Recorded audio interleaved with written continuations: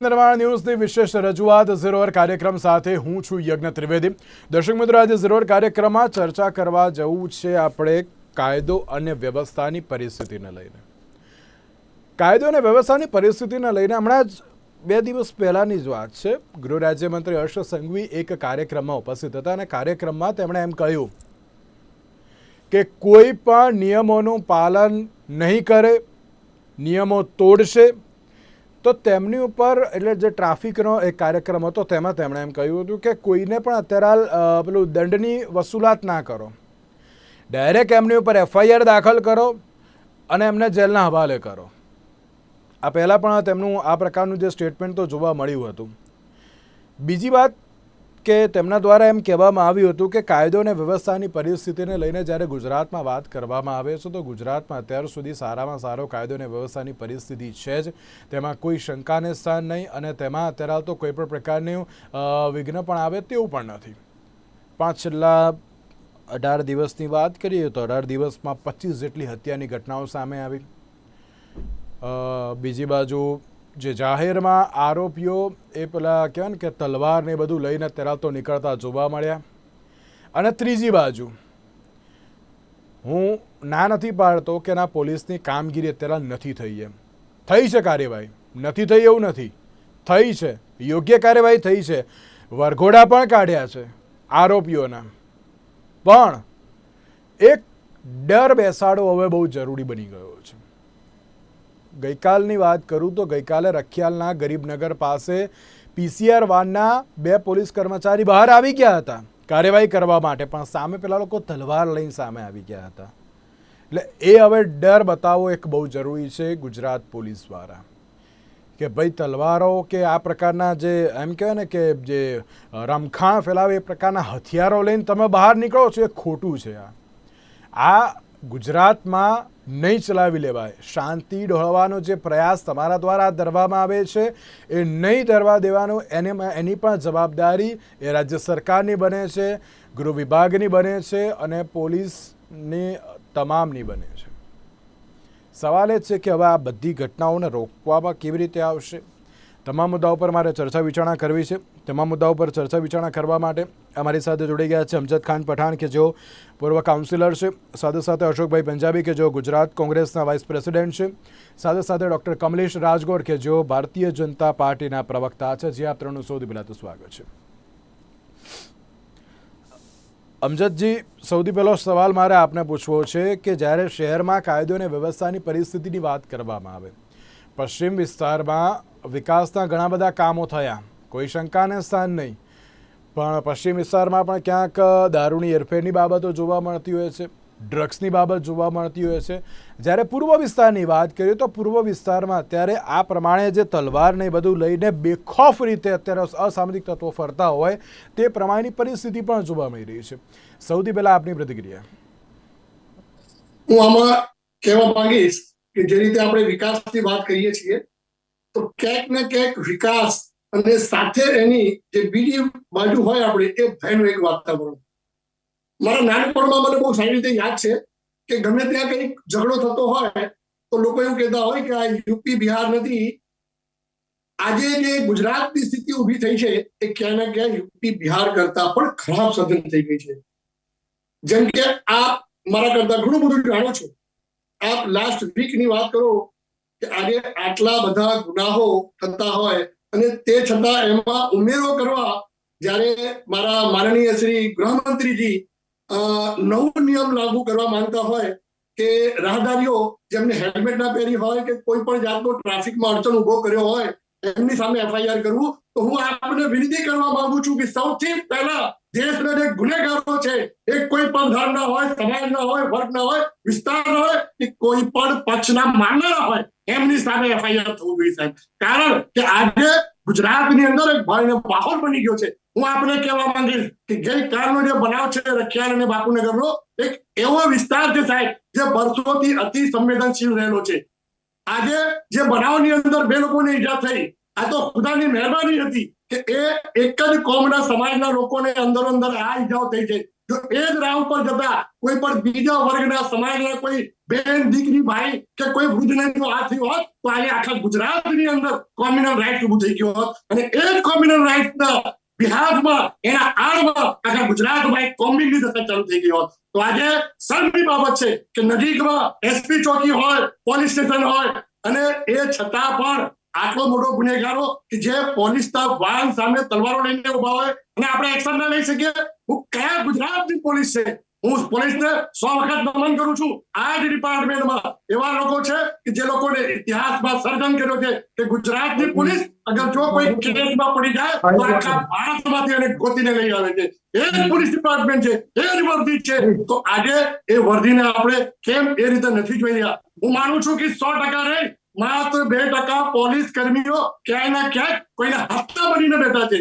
એ 2% પોલીસના કારણે આજે ગુજરાતની જનતા સફર કરી રહી છે, જે ખોટું છે. અને આમાં ખાસ કરીને હું માનું છું કે આજે જે દશા થઈ છે એમાં ક્યાંય ને ક્યાંક રાજકીય લોકોના હથ્થા બનવા માટેના કોઈ નેતાઓના, કોઈક મોટા અધિકારીઓના આ લોકો હથ્થા બનીને નીચેના ડિપાર્ટમેન્ટના લોકો એમાં પીસાઈ રહ્યા છે. આજે હું મારા પોલીસ કર્મીનો હાથ જોડીને કહેવા માંગુ છું કે આજે તમને કોઈ ગુનેગાર માટે ભલામણ આવતી હોય તો તમારે કહી દેવાની જરૂર છે કે આ ફરજ મારી છે અને આ ફરજ ઉપર હું નોકરી કરી રહ્યો છું. આજે આપ જોઈ શકો છો કે ભૂતકાળમાં કેટલા બધા મારા પોલીસ કર્મીઓને સસ્પેન્ડ કરવામાં આવ્યા છે, એમની ઉપર એક્શનો લેવામાં આવ્યા છે, પણ કેમ મોટા અધિકારીઓને સસ્પેન્ડ નથી કરતા? કેમ મોટા અધિકારીઓને સવાલ જવાબ નથી થતા? હું તો એ આપને સલાહ આપવા માંગુ છું કે જો સાહેબ તમારે ક્રાઇમને પૂરું કર્યું હોય, ક્રાઇમને ખલાસ કરી દેવું હોય તો તમે જે માત્ર પોલીસ મદદગારના નામે જે બાતમીદારો આપણા માટે કામ કરી રહ્યા છે, હું માનું છું કે આજે ગુજરાતમાં એ જ મોટામાં મોટા ગુનેગારો છે. આજે આપ આરટીઆઈ કરીને કે ભૂતકાળના ઇતિહાસો જોયો. હું તો સાહેબ એક જ વાત આપણે એક્ઝામ્પલ આપીશ કે આજે મારો છોકરો કઈ ખોટો કરતો હોય અને એને બોલાવીને હું જો તસદીને કહી દઈશ કે હું તારું આ ગુનો નથી ચલાવી લેવાનો, જો તું છતાં આ ગુનો કરે તો હું તારામાંથી, તું મારામાંથી દૂર થઈ જાય. તો આજે મને કહો કે જે ગુનેગાર જેલમાં જાય છે, સર્ટિફિકેટ લઈને આવે છે અને મોટા ગુનાઓ કરતા થઈ ગયા છે, જેને તમે 151 માં રાખો છો, 151 ની ફરિયાદો જેની વિરુદ્ધ થાય છે, એ લોકો સાહેબ આજના મોટા મોટા ગુનેગાર થઈ ગયા છે. કોઈ પણ ગુનેગાર આજે સાહેબ આ માણસ તલવાર લઈને રોડ પર ફરતો હોય તો ક્યાંય ને ક્યાંક કોઈ મારા પોલીસ સાથીના આ આડા કાન નીચે બધું થઈ રહ્યું છે. જો સરકારને કોઈ પણ જાતની બીક એમનાથી ના હોય તો એમને એક્શન લેવાની જરૂર છે. આજે હું મારા ગૃહમંત્રી સાહેબને કહું છું કે આપને સલામ છે, આપ જે કાર્ય કરી રહ્યા છો પણ એ કાર્યને થોડીક સિસ્ટમેટિક કરવાની જરૂર છે. આજે મારા પોલીસ કર્મીઓ રોડ પર એ રીતે ઉભા હોય કે જે રીતે કે ટ્રાફિકની અંદર વ્યવસ્થા ઊભી કરવા માટે, પણ સાહેબ એના કરતા વિશેષ જરૂરી છે આજે ક્રાઇમને રોકવાની. આજે સાહેબ એ વિસ્તારના વેપારીઓ ભયભીત છે. એક નાનો ઇન્સિડન્ટ થાય, વિસ્તારની તમામ દુકાનો બંધ કરી દેવામાં આવે અને જે કોઈ માણસ આમાં વિડીયો ઉતારતો હોય એને ચીમકી આપવામાં આવે કે કાલ તારે જોઈ લઈશ. હું આજે આપની સમક્ષ વાતો કરી રહ્યો છું, હું પણ એક ઇન્સાન છું અને મને પણ એ ભય છે કે આજે હું જો આને સિસ્ટમને સુધારવા માંગુ છું અને આપની સમક્ષ વાત મારી મૂકી રહ્યો છું તો કાલ ઉઠીને મને પણ કોઈ ધાક ધમકી મળી શકે છે. જો તમે આને બંધ કરવા માંગતો હો સાહેબ તો એક સિસ્ટમ બનાવો અને મારી પોલીસ ટીમ જે છે એ પોતાની રીતે કામ કરે અને જો એમને મદદગારની જરૂર પડતી હોય તો અમારા જેવા એવા સારા સજ્જન લોકો છે જે તમને સારી અને સારી માહિતીઓ આપશે. આજે શું સ્થિતિ છે કે જે લોકો બાતમીદાર એ જ ગુનેગાર છે. તમે ઇતિહાસ ઉઠાવીને જોઈ લો. તો મારી આપણે એક નર્મ વિનંતી છે, મારું આ એક આપણે સુઝાવ છે અને આ સાહેબ બિલકુલ એટલે સવાલ અત્યારે હાલ એ થતો હોય છે કે જ્યારે શહેરની વાત થતી હોય ત્યારે શહેરમાં અત્યારે તો કાયદો અને પરિસ્થિતિ જે જોવા મળતી હોય, કાયદો અને વ્યવસ્થાની જે પરિસ્થિતિ, તેમાં વાતો કરવામાં તો આવે છે કે ના અત્યારે તો યોગ્ય કામગીરી થઈ છે તેમ. ચલો, આરોપીઓના સરઘસ પણ કાઢવામાં આવે છે, પણ હવે તેને સદંતર અત્યારે તો બંધ કરી શકાતું નથી. તે બાબત પણ ક્યાંક યોગ્ય જોવા મળતી હોય છે. અશોકભાઈ, છેલ્લા ઘણા સમયથી અસામાજિક તત્વોનો જે આતંકની જે બાબત સામે આવી રહી છે, કઈ રીતે જોઈ રહ્યા છો આપ તેને? પણ અસામાજિક તત્વોનો આતંક વધી રહ્યું છે. ફક્ત અસામાજિક તત્વો નહીં પણ એની સાથે સાથે કાયદા વ્યવસ્થાના બીજા જે કિસ્સાઓ છે એની અંદર પણ બહુ મોટા પાયા ઉપર વૃદ્ધિ થઈ રહી છે. ભ્રષ્ટાચાર થાય છે, પબ્લિકને બેવકૂફ બનાવીને પૈસા લઈ જવાની અંદર આવે છે, દુષ્કર્મો થાય છે, નાની બાળકી ઉપર દુષ્કર્મો થાય છે. એટલે કાયદો અને વ્યવસ્થામાં અમદાવાદ અત્યારે ક્રાઇમ રિપોર્ટ બ્યુરો પ્રમાણે મુંબઈથી પણ આગળ ક્રાઇમમાં નીકળી ગયો છે અમદાવાદ. અમદાવાદ મુંબઈથી 3 ગણા મોટો છે, છતાં પણ જે ક્રાઇમ છે એ કેટલું વધી ગયું છે આપણે અનુમાન કરી શકીએ છીએ. અને હું તો એમ કામું છું કે આ નિષ્ફળતા કોની છે, કોને તમે નિષ્ફળ કહી શકો? પોલીસ વાળા ત્યાં જાય રખિયાલમાં અને એ લોકો તલવાર કાઢવાની હિંમત કરે, જે પોતે ગુનેગારો છે, જે પોતે રાત દિવસ કાયદો તોડે છે, જેમને ભય હોવો જોઈએ પોલીસનો, પણ પોલીસની અંદર ભય ઉભો કરે છે. પોલીસ સબ ઇન્સ્પેક્ટરની હત્યા કરી દેવામાં આવે છે.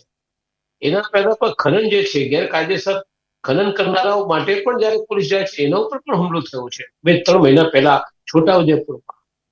તો આ કોની નિષ્ફળતા છે? મારે તો સ્પષ્ટ કહેવું જોઈએ. હું બે વાત નથી કરતો, એક જ વાત.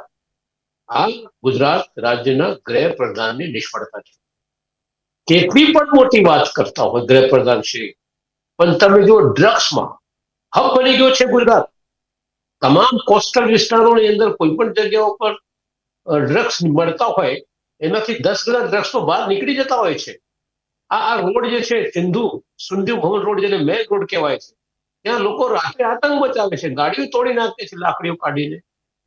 શું ભય છે? ડર કોનો છે? કોઈનો ડર નથી રહેતો. અને જો ડર ન હોય, ભય ન હોય તો કેમ છે? આ શા માટે છે? દારૂના અડ્ડાવાળાની હિંમત શા માટે થઈ? કારણ કે ત્યાંથી પોલીસ હપ્તાઓ ખાય છે. અને પોલીસ જો હપ્તા ખાતી હોય તો પોલીસથી ડર શાનો રહે? કોઈ મારાથી પૈસા કાઢતો તો હું એને કંઈ કહેવા જાઉં તો મારી વાત સ્વીકાર કરે? એટલે સૌથી પહેલા તો હપ્તાઓ જે થઈ રહ્યા છે, કોઈ જગ્યા ગુજરાતમાં બાકી નથી કે જ્યાં તમને દારૂ ન મળતું હોય. મોટા પાયા ઉપર ચાલે છે. તો આ નિષ્ફળતા છે આપણા ગુજરાતના ગૃહ પ્રધાન માનનીય હર્ષ સંઘવી સાહેબ. કેટલા સુંદર લાગે છે, સારું લાગે છે, નવયુવાન લાગે છે. એટલે હું આ મુદ્દા ઉપર હર્ષ સંઘવી સાહેબનું રાજીનામાની માંગણી કરું છું કે આ કાયદો વ્યવસ્થા તૂટીને ભાંગી થઈ ગયું છે, એની જવાબદારી ગૃહમંત્રીની.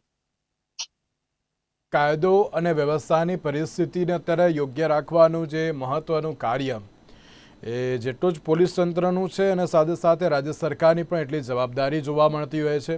પણ જે પ્રમાણે અમદાવાદ શહેરની વાત કરીએ તો અમદાવાદ શહેરમાં જે કાયદો અને વ્યવસ્થાની પરિસ્થિતિ લઈને દર વખત સવાલ ઊભા થતા હોય છે. કેમ આ પ્રકારની પરિસ્થિતિ? કારણ કે આ પહેલાં પણ હું ના નથી પાડતો પોલીસે કાર્યવાહી નથી કરી તેમ. વસ્ત્રાલનો એક વિડીયો આવ્યો હતો સામે કે જેમાં એક કારમાં તોડફોડ કરવામાં આવી હતી. 2 દિવસમાં એમને પકડી લેવામાં આવ્યા હતા અને યોગ્ય કાર્યવાહી પણ કરી હતી. એ અમે પણ જોયું હતું, એમાં ના નહીં. ત્યારબાદ અન્ય એક એવા વિસ્તારની પણ આવી આ પ્રકારની જ બાબત સામે આવી હતી. અને સાથે જ્યારે નરોડાની પણ એક ઘટના સામે આવી હતી કે કારમાં તોડફોડ પણ કરી હતી અને પછી તે લોકો જતા રહ્યા હતા. ત્યારબાદ પણ પોલીસે તેનું સરઘસ કાઢ્યું હતું. અને આ ફરી એક એવી ઘટના સામે આવી છે કે આ તો પીસીઆર વાનની સામે એને ઊભા રહી જાય છે સાહેબ તલવાર લઈને. એ ક્યાંક અત્યારે તો યોગ્ય ના કહી શકાય. હું ના નથી પાડતો કે ના ગુજરાત પોલીસે કાર્યવાહી ના કરી એમ. સાહેબ 24 કલાકની અંદર એને પકડી લીધો એ ભાઈને. એ જે પણ કોઈ હતો એને ભાઈ જ ના કહેવાય. સૌથી પહેલી વાત તો એ જ કે એ અસામાજિક તત્વ જ કહેવાય, લુખ્ખો જ કહેવાય કે જે પીસીઆર વાનની સામે તલવાર લઈને ધરાવતો વ્યક્તિ આવીને ઊભો રહી જતો હોય અને ક્યાંની સામે કાર્યવાહીની પણ જે બાબત સામે આવતી હોય છે. તો અત્યારે પોલીસ દ્વારા અસામાજિક તત્વો પર અત્યારે એક લાલ આંખ રહેવી બહુ જરૂરી છે. કારણ કે જો પોલીસની સામે જ આ લોકો આ રીતે ઉભા રહી જશે તો ભાઈ સામાન્ય જનતા હવે જાય તો જાય ક્યાં? ચોક્કસભાઈ, આપના ટીવીના માધ્યમથી હું સ્પષ્ટ કહીશ કે ગુજરાતની અંદર જો કાયદામાં રહેશો તો ફાયદામાં રહેશો. આ આદરણીય હર્ષભાઈનું સૂત્ર છે કે કાયદામાં રહેશો તો ફાયદામાં રહેશો. જે લોકો કાયદો તોડી રહ્યા છે એને જડબાતોડ જવાબ પણ મળી ગયો છે. અને તમે જો આદરણીય ભૂપેન્દ્રભાઈ અમારા મુખ્યમંત્રી શ્રી, એમનું બુલડોઝર અને જે આદરણીય હર્ષભાઈના દંડા, એમની પોલીસના દંડા પડે છે ને ત્યારે ભલભલા લોકો પછી સીધા થઈ જતા હોય છે. એટલે કાયદો તોડવો એ તોડનારા વિકૃત માનસિકતા વાળા લોકો હોય છે. તમે વિચાર કરો કે કોઈ વ્યક્તિ પોલીસ વાનની સામે આ રીતે આખું જે એનું દ્રશ્ય તમે જુઓ તો બોલી રહ્યો છે, એની માનસિકતા પણ જોઈ જોઈએ. એ વિકૃત માનસિકતા વાળા વ્યક્તિઓ છે. અને આવી વિકૃતિ અત્યારે સહન શક્તિ ઓછી થતા ક્રોધના કારણે ક્યાંક ને ક્યાંક સમાજમાં પ્રસરી ગઈ છે. અને પછી પાછળથી એ લોકો પસ્તાતા હોય છે અને એના વરઘોડો પણ નીકળતો હોય છે. હું આપને જેમ કહેવા બેન્ડ માંગીશ વાજા વચ્ચે વરઘોડાની મારી અંદર એક વાત બેન્ડ છે. વાજા વાગતા હોય છે, એમ એમના પાંચ- બેન્ડ વાજા બી વાગી જવાના છે, એ ચોક્કસ 5 છે. દિવસમાં 7 હત્યાઓ થઈ છે, 7 હત્યાઓ 5 દિવસમાં. પણ અશોકભાઈ, તમે એમ કહો છો ડ્રગની વાત કરો છો, તો આ પોલીસ બીજા 10 રાજ્યો કરતા સૌથી વધારે ડ્રગ્સ ગુજરાતની પોલીસે પકડ્યું છે. એટલે નીકળી પકડાયું છે ગયું. એટલે તમે કઈ મોટામાં મોટું પકડાવવા વાત એ નથી છે આવતા. કે ગુજરાતમાં તમે કઈ પકડાવવા નથી આવતા કે ગુજરાતમાં કોંગ્રેસના મિત્રો કઈ નથી આવતા રીતે કે ડ્રગ આવે છે તમે પકડો. જ્યારે ભારતીય જનતા પાર્ટીની ગુજરાતની સત્તા પોલીસે 200 વર્ષની પકડ્યું છે. હોય અને પકડાયું છે એવું નહીં સંગઠિત કહો, ખેતમાં હોય પણ ત્યારે પકડ્યું છે એમની એવું કહો. સરકારમાં ડ્રગ્સ ક્યાંથી આ આવી શકે? ગુજરાતની અને અંદર આજે એમનું કોઈ કહેવા પણ માંગુ છું ગેરકાયદેસર કે જે જો ડ્રગ માણસો આવશે, તલવારો અમજદભાઈ, લઈને અમજદભાઈ, એક ભારતીય મિનિટ. જનતા પાર્ટીના બીજા રાજ્યોમાં તો દારૂ પકડાતું જ નથી. આજે એ દારૂ ક્યાં વેચાય છે? દારૂ કોને નેજા હેઠળ બીજા વેચાય છે? રાજ્યોમાં તો એની પકડાતું જ તપાસ નથી. થવાની જરૂર છે. અમજદભાઈ, આજે અમજદભાઈ, આ અમજદભાઈ, એક મિનિટ, આજે એક મિનિટ, એક મિનિટ, એક મિનિટ, એક ગુજરાતમાં મિનિટ. પૂરા 10 દારૂ રાજ્યોમાંથી ક્યાંથી સૌથી આવી વધારે શકે છે? ડ્રગનું કોણ એને જો પ્રોત્સાહન આપી રહ્યો છે? એ ચાલતું હોય રેકેટ, હું આપને તો એ હું આપણે કોંગ્રેસના કહેવા રાજ્યોમાં ચાલે માંગીએ છે. કે અરે આ ભાજપ વાત સિવાયના બીજા કોઈ રાજકીય રાજ્યોમાંથી તો ચાલે ના છે. કરો. અમજદભાઈ, અમજદભાઈ, અમજદભાઈ, અમજદભાઈ, એક મિનિટ, એક મિનિટ, એક મિનિટ, અમજદભાઈ, આ રીતે ડિબેટ ના હોય. બીજાના રાજ્યના લોકો આવીને કહે કે આપણને નુકસાન કરી રહ્યા છે. ગુજરાત તો હંમેશા શાંતિપ્રિય રહી છે. છાડવાની જરૂર નથી. હું માનું છું કે આપણા હર્ષસંઘવીજી સારું કામ કરી અમજદભાઈ, રહ્યા છે. અમજદભાઈ, એક મિનિટ. જ્યાં એમને ભૂલ કોંગ્રેસ- થતી હોય, સત્તા કોંગ્રેસના હોય, મિત્રોને મારા આ ડ્રગ્સ નેતાઓને, પકડાય છે, આજે એમાં શું કરવા ગુજરાતની પકડવાનું? અમજદભાઈ, અમજદભાઈ, હું એક મિનિટ આપને રોકવા માંગુ છું. અમજદભાઈ, અમજદભાઈ, એક મિનિટ, એક મિનિટ, એક મિનિટ, એક મિનિટ. આ રીતે ડિબેટ ના હોય, આ રીતે ડિબેટ ના હોય, મને આ એ રીતે ના ખબર હોય. નથી પડતી કે આ કોંગ્રેસના મિત્રને ડ્રગ્સ પકડાય એમાં પેટમાં કેમ દુખે છે. એક કોંગ્રેસના અરે મિત્ર ડ્રગ્સ પકડાય પૂર્વ કાઉન્સિલર અમજદભાઈ અત્યારે તો કહી રહ્યા છે. ચારે બાજુ તમે કહો છો છે. અમુક નીકળી જતું આખું હશે. પાકિસ્તાનમાં કોંગ્રેસ ઠપ બની ગયું છે. સિવાયના બીજા રાજ્યોમાં તો ઠપ 100% બની ગયું છે. નીકળી જાય છે. ત્યાં તો પકડતા પણ નથી તમે. ફેક્ટરીઓની અંદર હબ બનાવવામાં આવે છે. અમે પકડી અંકલેશ્વર શકીએ. ફેક્ટરીઓની અંદર ગુજરાતની તમે પોલીસ જુઓ, પકડે ત્યાં છે. ડ્રગ્સ લોકલ ડ્રગ્સ બનાવવામાં આવે છે. તમે પકડી પાડ્યું છે? તો અંકલેશ્વરની અંદર ગુજરાતની પોલીસ એનો વરઘોડો કાઢે છે. ગુજરાતના પોલીસ એને દંડા મારે છે. કમલેશભાઈ, એક મિનિટ, અશોકભાઈ, અશોકભાઈ, અશોકભાઈ, એક મિનિટ, એક મિનિટ, એક મિનિટ, અશોકભાઈ, કમલેશભાઈ, કમલેશભાઈ, કમલેશભાઈ, મારે છે એમ કરીને દંડાઓ મારતા. કમલેશભાઈ, એક મિનિટ, હું આપને રોકવા માંગુ છું, કમલેશભાઈ.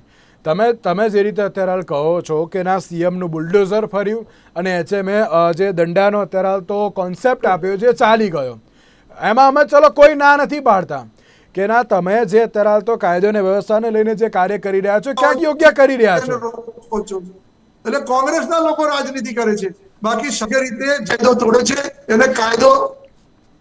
કમલેશભાઈ, મારો સીધો સવાલ આપને એ છે કે તમે એમ કહો છો કે ના કાયદાકીય કાર્યવાહી થઈ, હું ના નથી પાડતો કે ના નથી થઈ, એમ થઈ છે. મેં પહેલાં પણ કહ્યું કે જ્યાં રખિયાલની જે આ બાબત સામે આવી તેમાં પણ 24 કલાકની અંદર પકડી લેવામાં આવ્યો અને ત્યારબાદ એની પહેલાંની પણ ઘણી બધી બાબતોમાં જે આરોપીને પકડી લેવામાં આવ્યા. પણ કમલેશભાઈ અત્યારે કોઈ ડર જ નથી, એ પ્રકારની પરિસ્થિતિ ઊભી થઈ ગઈ છે. કમલેશભાઈ, તમારા હવે ડર ઊભો કરવો પડશે. ડર નથી એવું નથી સાહેબ, હું તમને કહું, તમને ડર નથી કાયદાનો? તમે કરી જુઓ પછી તમને બતાવે કે આ પોલીસ શું કરી શકે છે. સામાન્ય જનતાની વાત કરું છું સાહેબ, પીસીઆર વાનની સામે એ લોકો તલવાર લઈને ઉભા રહી જતા હોય છે તો એ કેટલું યોગ્ય કમલેશભાઈ? અથવા કાયદા સ્વીકારો, હોમ મિનિસ્ટર તો બતાવો તમે. અરે કમલેશભાઈ, સામાન્ય જનતાની વાત કરજો, સામાન્ય જનતા તો નહીં જ કરે. હું તો એમ કહું છું અસામાજિક તત્વો પર અત્યારે કરો ને. વિકૃત માનસિકતા ધરાવતા લોકો કરે છે, કાયદાને પોતાના હાથમાં લે છે અને કાયદો ભલે હાથમાં લે છે, મોટા ગુનેગારો છે, કોઈ વિકૃત નથી. જો વિકૃત હોત તો કોઈ મેન્ટલ હોસ્પિટલમાં એડમિટ થાય. આપની જાણ ના હોય તો આપણે કહી દેવા માંગુ તમે કે હું આપણે કેમ નથી કરતા અને એ લોકો કેમ કરે છે? લોકો બંને નકલી અરે એક મિનિટ અશોકભાઈ, એક મિનિટ હું આપને રોકવા માંગુ છું. કમલેશભાઈ,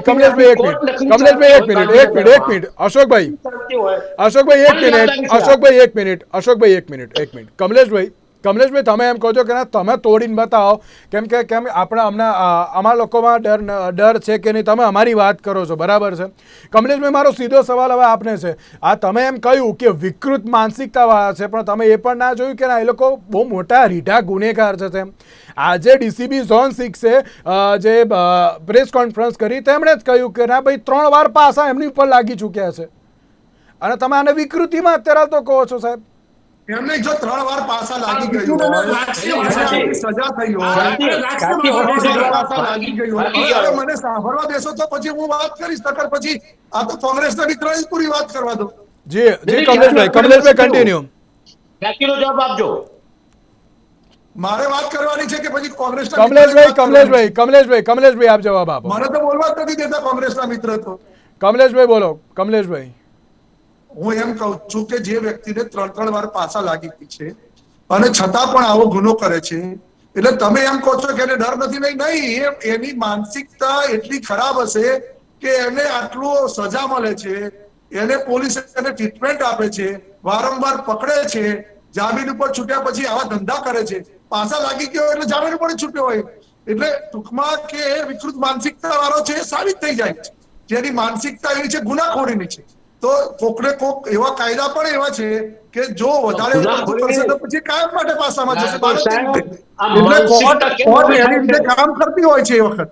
એટલે કોર્ટમાં જ્યારે પણ આવા કેસો આવતા હોય છે, કમલેશભાઈની પાસે પૂરતો જ્ઞાન નથી, કાયદાકીય ભાષાની એમને ખબર નથી. એક રાજકીય ખેસ નાખીને રાજકીય વાત કરતા હોય તો એમને વાત સમજવાની જરૂર છે કે કોઈ પણ ગુનેગારને જો આપણે દંડનીય કરતા હોઈએ તો બીજી વખત ગુનો કઈ રીતે કરે, અને જો બીજી વખત ગુનો કરતો હોય તો જે પણ એમને આપણે જામીન કેમ લેતા હોઈએ એ જામીનને પણ પૂછવામાં આવે કે તમે જામીન લીધેલી છે, આ માણસ ખોટો કામ કરી રહ્યો છે. સાહેબ, કાયદો બહુ મોટો છે અને ગુજરાતમાં પાસા લગાવ્યો હોય, ગુજરાતમાં કાયદા સમજે છે, પણ કાયદાની દ્રષ્ટિએ ગુનેગારોને આપણે છાવરી રહ્યા છીએ એ જ સાહેબ દેશના વિરુદ્ધમાં, સમાજના વિરુદ્ધમાં કામ કરી રહ્યા છે. હું આપને કહેવા માંગુ છું કે આપણે સરકાર શું કરે ગુનેગારોને છાવરે? ભાઈ, મીડિયામાં બેઠા હોઈએ, કોઈ સરકાર શું કરે ગુનેગારોને છાવરે? અરે કાયદામાં નહીં રહેતો એ લોકોને એટલી સજા મળશે. તરીકે આપણે આપણી વાત મૂકવાની જરૂર છે. આપણે વિરુદ્ધ ના કહી શકાય. સારા વ્યક્તિ તરીકે વાત મૂકીએ છીએ, તમે શા માટે એને પ્રોત્સાહન મળે એવી વાત કરો છો સાહેબ? આ ભીએમ ઝાલાને કોણ છાવર્યું? ભીએમ ઝાલા કોણ છાવરતો હતો એમને? ભાજપના નેતા અને મંત્રી. ચલો ઓકે, હવે છાવરવાની વાત અત્યારે તો અલગ રહી. મારે એક સીધો સવાલ અમજદભાઈ આપને પૂછવો છે કે આમાં ક્યાંક સામાન્ય જનતા અત્યારે તો એક બાબત અત્યારે વિચારતી હોય છે કે યાર અમે હવે બહાર નીકળીશું તો શું થશે, એવી પણ ક્યાંક સવાલ તે લોકોના મનમાં પણ થતા હોય છે. અમજદભાઈ, ખાલી 30 સેકન્ડ. સાહેબ, ખરેખર આજે બહુ ભયનો માહોલ છે. આજે જે ગુજરાતમાં મારી બેન દીકરીઓ રાત્રે 2 વાગે એકલા ફરી શકતી હતી, આજે પુરુષોને પણ ફરવામાં સાહેબ ક્યાંક ને ક્યાંક ડર છે અને ભય છે. હું આજે આપણા માધ્યમથી વિનંતી કરું છું કે હવે કોઈ સત્તા કે ઓપોઝિશનની જરૂર નથી. હવે જનતાને જે સાચી વાત છે એ સમજવાની જરૂર છે, અને જરૂર પડે તો વિરોધ પ્રદર્શન કરવાની વાત હોય કે વિરોધ પક્ષ મૂકવાની વાત હોય તો એ જનતા મૂકી શકશે. અશોકભાઈ 30 સેકન્ડ. અશોકભાઈ 30 સેકન્ડ. આટલો જ ઉમેરવા માંગુ છું કે પોલીસ વાળો પોતે નવજુવાન જે હત્યા કરતા હોય, પોલીસ વાળાને પોતાનો કાયદો હાથમાં લેતા હોય તો શું પરિસ્થિતિ ગુજરાતની થઈ રહી છે? કોણ જવાબદાર છે? કોઈ તો જવાબદાર હશે આમાં. હું સ્પષ્ટ રીતે માનું છું કે પોલીસનો મનોબળ તૂટી રહ્યો છે, પોલીસમાં ભ્રષ્ટાચાર ચરમસીમા ઉપર છે, ગુંડાઓને છાવરી દેવામાં આવે છે, એમનાથી હપ્તા વસૂલ કરવામાં આવે છે, દરેક જગ્યાએ ગુનાખોરી વધી રહી છે. એના માટે કોઈ જવાબદાર હોય તો ગુજરાત રાજ્યના ગૃહપ્રધાન છે. કમલેશભાઈ, એક લાસ્ટ એન્ડ ફાઇનલ સવાલ. શું આ અસામાજિક તત્વો ઉપર આ પ્રકારની કાર્યવાહી યોગ્ય થશે? કાયદામાં રહેશો, બાકી એમને પૂરેપૂરી ટ્રીટમેન્ટ આપવામાં આવે છે. ભલે કોઈ બી વ્યક્તિ કોઈ પણ સ્ટેટમેન્ટ આપતા હોય, ચોક્કસ ગુનાહિત પ્રવૃત્તિ અને અસામાજિક તત્વોને અમે વખોડી નાખીએ છીએ અને પૂરતા પ્રમાણમાં એમને સજા પણ આપીએ છીએ. આવનારા દિવસોની અંદર ધારો કે કોઈ ગેરકાયદેસર પ્રવૃત્તિ કરતો હોય તો એની સંપત્તિ બી આપણે જપ્ત કરીએ છીએ અને બુલડોઝર પણ ફેરવીએ છીએ. એટલે એવો કોઈ ગુનાખોરી વિષય વધી કેમ નથી છે? કે એમને સાવરીએ છીએ. આપણે સાવરવાની શા માટે જરૂર પડે? સરકારે શા માટે આવા લોકોને સાવરવાની જરૂર પડે? પોલીસ શા માટે ચાવરે? ચલો ઓકે મારી જોડે અત્યારે તો થોડોક સમય ઓછો છે મારો, અત્યારે મારી જોડે થોડોક સમય અત્યારે તો ઓછો છે. કમલેશભાઈ, એક લાસ્ટ એન્ડ ફાઇનલ 10 સેકન્ડ, સામાન્ય જનતાને એક મેસેજ શું આપશો રાજ્ય સરકાર વતી?